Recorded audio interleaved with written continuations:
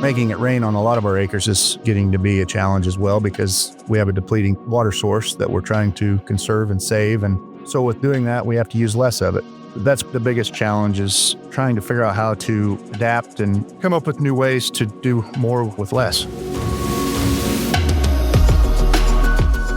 Welcome to the FARMSMART Podcast, presented by Nutrien Ag Solutions, where every month we're talking to sustainable agriculture experts from throughout the industry. As the leading source of insight for growers on evolving their sustainability practices while staying grounded in agronomic proof, FARMSMART is where sustainability meets opportunity. We don't just talk change, we're out in the fields helping you identify the products, practices, and technologies that bring the future to your fields faster. I'm Dusty Weiss. And I'm Dr. Sally Fliss, Director of Sustainable Ag Programs. And we're joined today by Brent Rogers, one of our Sustainable Success Champions from R Farms in Hoxie, Kansas. Thanks for joining us, Brent. I see you got your poster up in the back of your office there from our event this spring. Glad to have you join us on the podcast today. Yeah, thanks for having me on. It's a pleasure to be with you guys today. It's windy outside, so it's nice to be inside where it's quiet and can sit down and talk about sustainability and what we've been doing on our farm. Awesome. Brent, your reputation in the Northern High Plains division is that you're someone who's always on the cutting edge, always willing to try something new. And our Sustainable Success Champions program was launched to recognize and reward folks like you who are making farming leaner and more sustainable and more profitable. I'm sure you don't go out and look to be recognized for the work that you're doing on your farm, but what does it mean to have somebody recognize you for the years that you've put in to advancing sustainable ag on your acres? Well, it's an honor. I definitely not doing all this to get glory and accolades. I'm trying to make my farm better, and certainly, my neighbors and anybody that wants to listen and help the employees at Nutrien test some of these products and see how they fit our area. I mean, we have a pretty unique area, so I think that helps a lot that we're able to test some of this stuff in limited irrigation and some of what we have going on in this area. Brent, could you tell us maybe a little bit more about your farm? What are you guys growing? How many acres you're working? And how long has your family been there? Well, my dad actually owned the business that is now the Nutrien location in Hoxie. He sold out to UAP, which then became CPS and now Nutrien. But anyway, so I've had a long relationship with that location and with a lot of those employees. Went to school with Mark, been a lifelong friend. So we've had a good relationship and trust and whatnot for years. We farm in northeast of Hoxie, Kansas. We're 30-ish miles east of Colby, Kansas, kind of clear up in the corner of Kansas. We set on the Ogallala Aquifer, so we have irrigation. Probably about a third of our farm is irrigation. The rest is dryland acres. We custom farm a fair amount of acres for some neighbors and some bigger guys that don't have equipment. I think 1997 was my first year of farming. I took over for a neighbor that lived south of my grandpa and my uncle. He was a bachelor and needed some help.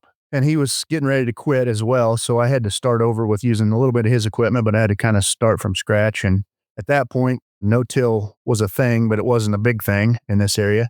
So I decided I was going to start trying to be almost 100% no-till on all the acres that I was taking on, and bought a pull-type sprayer and started with that. We were able to get along real well with that, and basically it was no-till on every acre, except for the irrigated acres are treated a little different, but on all the dryland acres have been no-till since 97. In the last 4 to 5 years, that's changed because of some challenges.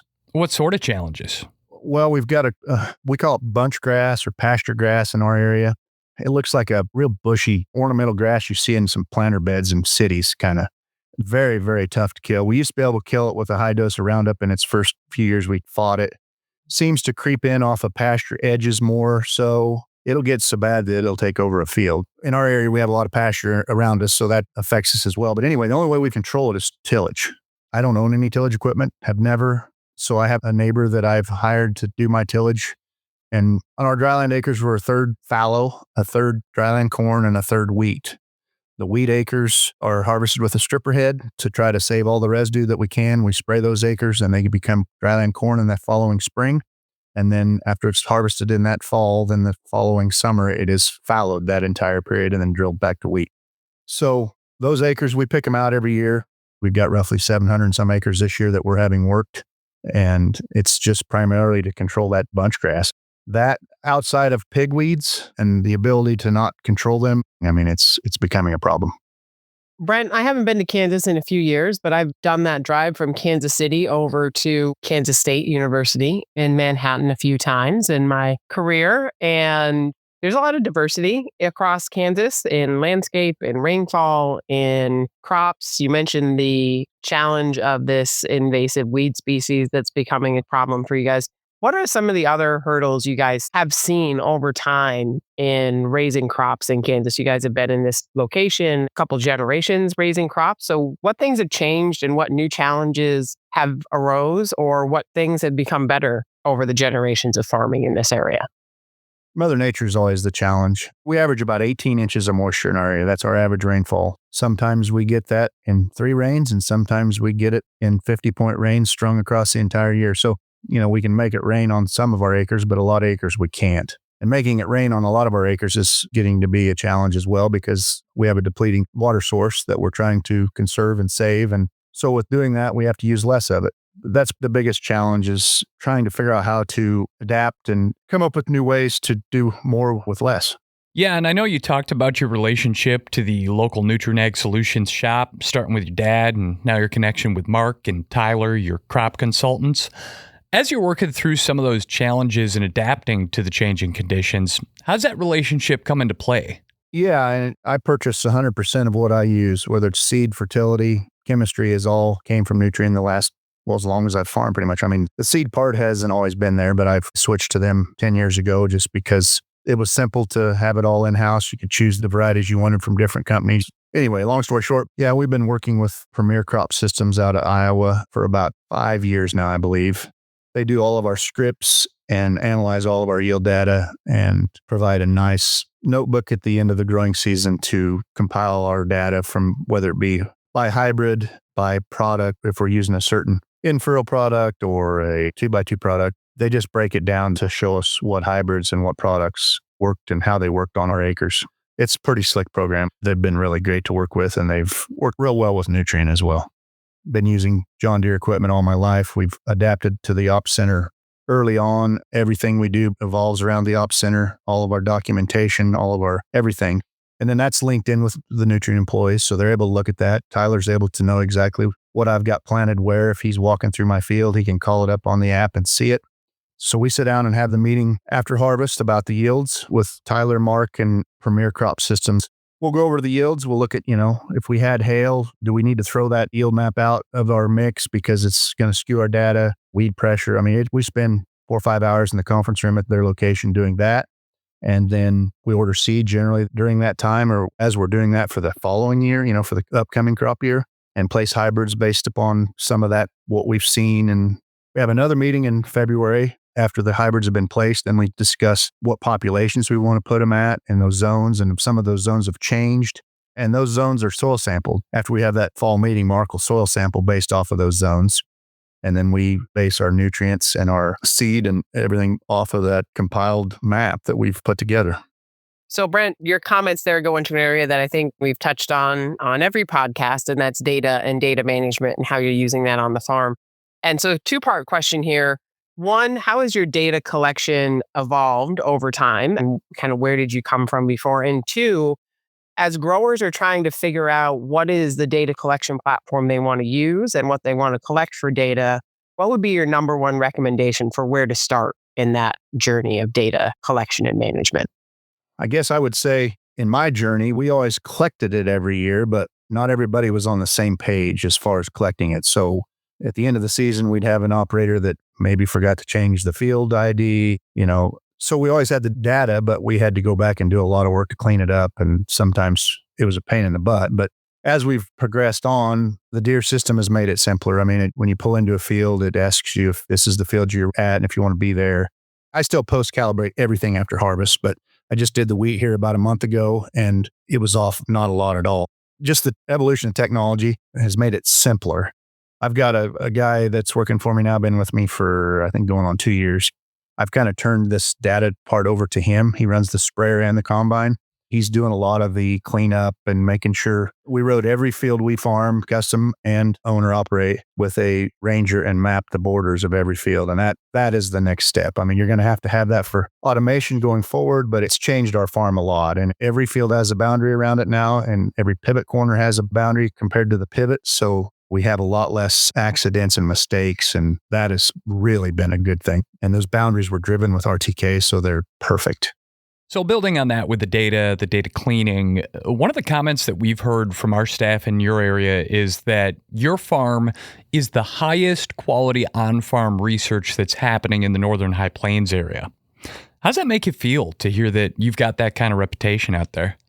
Well, it makes me feel good, but I've spent train loads of money on GPS equipment and mapping equipment over my farming career. And we were doing that in the beginning, and I just felt that this is where we needed to get to. And documentation is not going to magically do it for you, but it makes doing these tests very simple. I mean, if you've got the op center and the equipment we've got that's set up to do it, we put a product called Propulse on a lot of acres, and we have injection systems on both our planters. And it's just very simple to document a lot of these kind of trials. And I don't mind doing it because it's easy to do the way we're set up. So getting a bit of a reputation, Brent. The staff in writing out the application for your Sustainable Success Champions recognition here, they described you as fearless. And when we look over this list of some of the practices that you've tried out there, I'm not seeing a single cutting edge practice that you haven't tried out. There's some really cool stuff here. So we kind of want to crack the hood and take a little deeper of a look at some of the specifics of what you've tried, what's working, what's not, and what we can learn from it. And we're going to do that here after the break, coming up in a moment on the FARMSMART Podcast.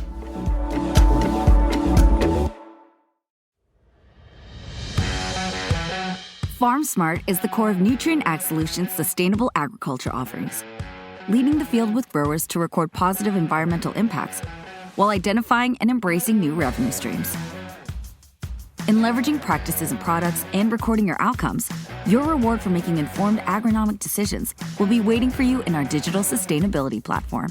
The data you input can help set a baseline, identify opportunities for continued improvement, and help qualify you for market access opportunities. We're here to maximize incentives and help ensure the legacy of your operation. Getting started with FARMSMART is easy. Log in or create an account with Agrible, then track your data and get paid. Getting started now means we can get to the future faster. FARMSMART, where sustainability meets opportunity. NutrienAgSolutions.com/FarmSmart. This is the FARMSMART Podcast, presented by Nutrien Ag Solutions. I'm Dusty Weiss, along with Sally Fliss, and we're talking today with Brent Rogers from Double R Farms in Kansas, one of Nutrien Ag Solutions' Sustainable Success Champions, who we're really pumped to learn a little bit more about here. Brent, over time, you've adopted a lot of new practices to optimize soil health and yield and improve nutrient management, water use efficiency, control weeds. What's your favorite one that you've added over this time period as you've added practices? Well, not so much practices, products. I mean, we started using Black Label, Black Max. I mean, Black Label was the first product. We started using that the first year you guys started carrying it. Got a little saying, black in the tank, money in the bank. I mean, we've been using black products forever. And when it first came out, a lot of producers struggled with it because, one, they couldn't see their little balls floating in their red balls, couldn't tell what was going on. I worked with Blaine Ginther at Surefire at the time, now SurePoint out of Atwood. They're owned by Deere, but you got to have the right application equipment to deliver those products. And we were fortunate enough to start a new planter build in 2012 with the right delivery system on it. And that's the key to the black products. If you've got the right way to deliver them. On our dryland acres, we've been using 2 gallons of Black Label in 2x2 for 7 or 8 years and just love what we see with the products. So from that standpoint, we've been doing a lot with products more so than changing anything drastically on our farming practices, but lots of boron, lots of micronutrients. We're doing lots of stuff with newer products. So when you use the products like the Black Max or the Black Label products, what are the outcomes you're seeing? Yield, water use efficiency, nutrient use efficiency, kind of what are you seeing across the board in those measurable outcomes in the data sets that you have? Like I said, we've cut out 1034 on our dryland. I mean, we put some on with the drill in our wheat rotation, but in the dryland acres, we haven't used any 1034 extensively for 7 or 8 years. Our soils have lots of 1034 trapped in a P2, so there's lots of it below us. We just can't extract it. And we found that the Black Label and the black products have helped do that. So we're able to mine some of that from the lower levels. And honestly, we haven't seen those lower levels degrade, removing the 1034 and using the black products. When we started using the black products, that was our goal, was to try to, our P2 numbers in some fields are crazy. So we just felt like every time we put 1034 on, all we were doing was building that P2 level and not utilizing it at all. So that's been the biggest thing we've done. And then we've cut our nitrogen use back to be part of this program and to be part of some of these sustainability programs. We've cut our nitrogen use by 5%. I think we've seen the black products help make up some of the gap there as well. But if you don't have the equipment to apply it correctly, you're going to struggle with it because it's a different mindset, not being able to see the red balls is the biggest thing. And I mean, every piece of equipment you use it in, the water in it's going to be black for 10 years. It's just an incredible product, but we've got along really well with it. And it's just in everything we use.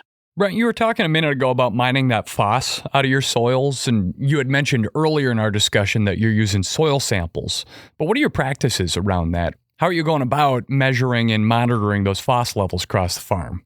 One of the guys that works for me soil samples all of our dryland acres yearly. We'll be sampling the acres that are going to wheat here in late September in the next week or two. We don't do a grid sample on those acres. We just do kind of a composite sample on those. On our irrigated acres, they get sampled every year by Nutrien. Generally, it's Mark. Christine in the past, and she may still do it. She makes the zones for him to take out to map off of, but they're, again, compiled through our Premier Crop data, tied in with our Op Center yield data. Those zones are made, and then Mark goes out and samples those areas. Typically, we sit down in that after harvest meeting, and that's when we discuss. This year, the biggest discussion was budget because, we're underwater right now. We're below break even. So we've tried really hard to stick to a budget, and we apply our fertilizer. My dad was a placement guy. He always wanted you to place your fertilizer, whether it be 2x2 in furrow. He wasn't a big fan of spreading dry fertilizer on a field and just letting it lay out there. I mean, he would do it. So I've always been a placement guy. So we've always applied all of our fertilizer on our dryland with our planters in a 2x2 setup. We put it all on next to the seed. On our irrigated corn, we'll strip till all of our irrigated acres, put about a third to half of the needs on with a strip till rig. Generally, quite a bit of the phosphorus needs, the black labels and stuff. We do use phos on our irrigated crops because they use a tremendous amount of it. But put that on, then we'll come back and put some more 2x2 on with a planter. And then the last 5 years, we have been fertigating the remainder of the needs on. So we'll put it through the pivot. And if it's corn following beans, it gets generally one less application because the beans have left behind some nitrogen.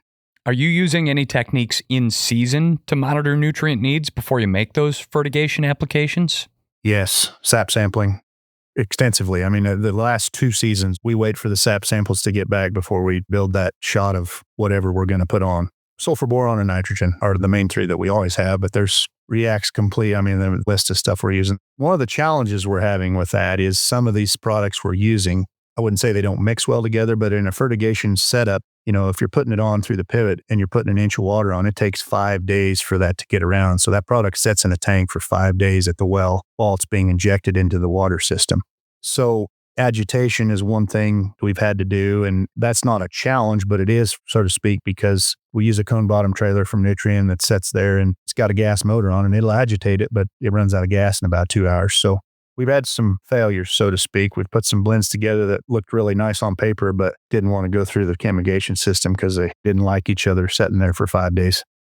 Brent, in addition to these advanced nutrient stewardship practices that you're implementing on the farm for monitoring things like phosphorus and nitrogen and micronutrients, you also implementing technologies like See and Spray from John Deere or drones for your scouting. What is the decision when you look at adding things like a See and Spray or drone scouting to your management practices on the farm?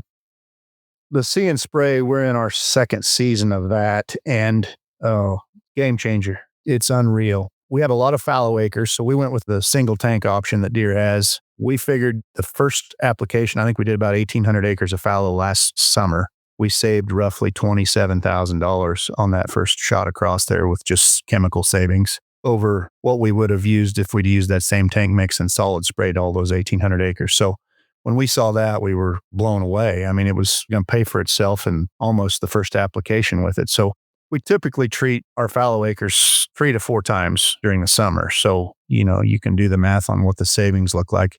But also, some of the species of weeds we're having trouble controlling, such as the pit palm or pigweed, we've been able to tank mix some different chemistries that one cost a lot more, but are very effective. And, when you're not treating that entire acre or that entire field, you can make those chemistries make more sense and get a better kill. Also, we've went to the Tyrannus. We're in 2nd season of Tyrannus scouting. on not all of our irrigated acres. I think maybe 2/3 of them. Biggest takeaway from that is the maps for seed populations after the crop's been seeded or planted. It's unreal what that thing can see. And we're variable rating all of our seeding maps. So typically, if you didn't know what that area was supposed to be planted at, and you went out there and you looked in all the low areas and you came back and you'd say, man, your average population's not very good. The Taranis map almost overlays what our seeding map was looking like. We know when we have a problem based off comparing those two maps, whether we've got some issues or not. Very cool. So, Brent, to pivot a little bit, we know that you're not just trying new things on the farm. You're also out in the community taking a leadership role on some of these topics. We understand that you've served on the Kansas Corn Commission and the Northwest Kansas Groundwater Board.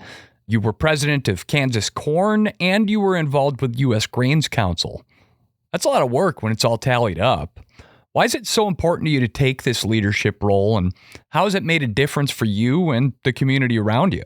A lot of people don't understand what checkoff dollars go towards, and a lot of people feel like they're a waste and that they're upset. They think they're wasting dollars. And until you get involved in one of these organizations, Kansas Corn Growers Association is what I was involved with, but soybeans, wheat, they all have their organizations. I've been to DC probably 5-6 times on behalf of corn growers in Kansas and around the nation. And, a lot of what we saw come out of that big, beautiful bill for farmers, like it or hate it, the corn growers played a major role in asking for that policy and helping develop that policy. And those checkoff dollars did that. I mean, those checkoff dollars got those people to DC and got them in the meetings that they needed to be in to tell our story and to let DC officials know what's really happening on the ground in rural America and what growers need and what the problems are. So you don't see that until you're involved in it. And just got back from Michigan, was a U.S. Grains Council meeting. I serve on the sustainability committee with them. Exports are record right now. A lot of people are upset because the corn markets and the markets are not good, but we're exporting record amounts right now. So we just have a big crop coming, and I think that's going to weigh on us. Brent, one of my favorite parts of our Sustainable Success Champions events at Commodity Classic is getting the growers and crop consultants together from across the country to talk about the challenges and wins that they're having in their sustainability journey and in cropping. You joined us this year in Denver for Commodity Classic to receive your award and to celebrate all the winners of our Sustainable Success Champions Awards.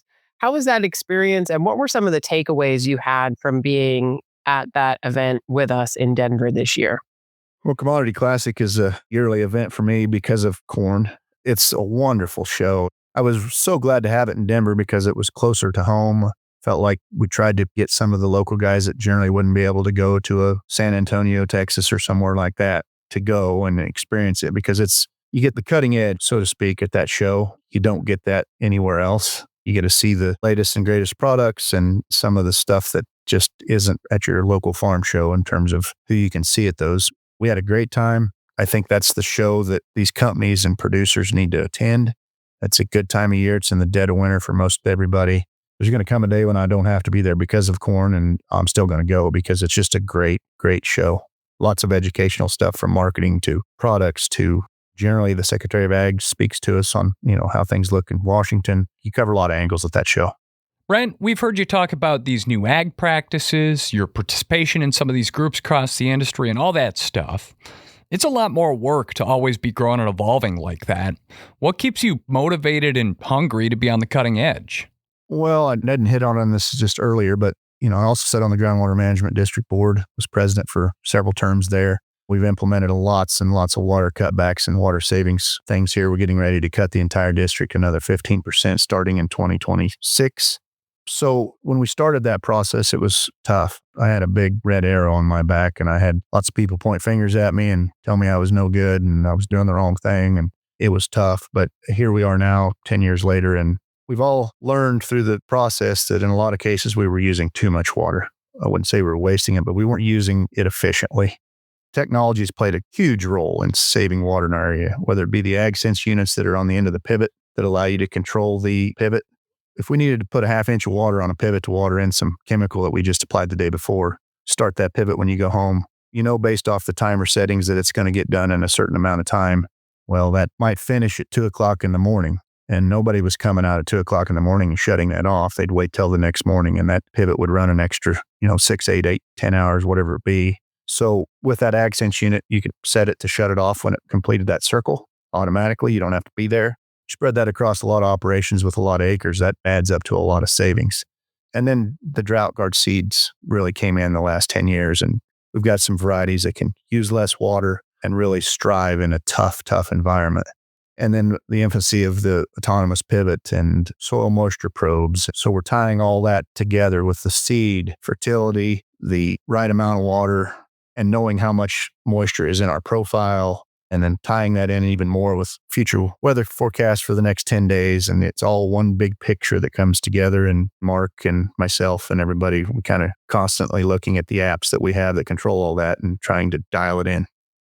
Well, I'll tell you what, Brent, one thing that I love about agriculture, about talking to growers and operations like yours, is that working in this field sort of forces you to take a big picture view on things. I mean, you talk about being on the Ogallala Aquifer, and that's not just your water, that's your neighbor's water. That's the source for the towns and cities nearby. And by taking a leadership role on these issues like you have, by making practice changes like you have, by making the hard choice, you've helped preserve that resource for the next generation. And that's exactly the kind of thing that we try to celebrate here with our Sustainable Success Champions program. So we thank you for everything that you've done. We thank you as well for taking the time to join us here and share some insights into your practices. Brent Rogers from Double R Farms in Hoxie, Kansas. We appreciate your joining us for this episode of the FARMSMART Podcast. And that is going to conclude this episode of the FARMSMART Podcast. New episodes arrive every month, so make sure you subscribe to the FARMSMART Podcast in your favorite app or visit nutrienagsolutions.com/FARMSMART to learn more. The FARMSMART Podcast is brought to you by Nutrien Ag Solutions with editing by Emily Kasinger. And the FARMSMART Podcast is produced by PodCamp Media, branded podcast production for businesses, podcampmedia.com. For Sally Fliss from Nutrien Ag Solutions, I'm Dusty Weiss. Thanks for listening.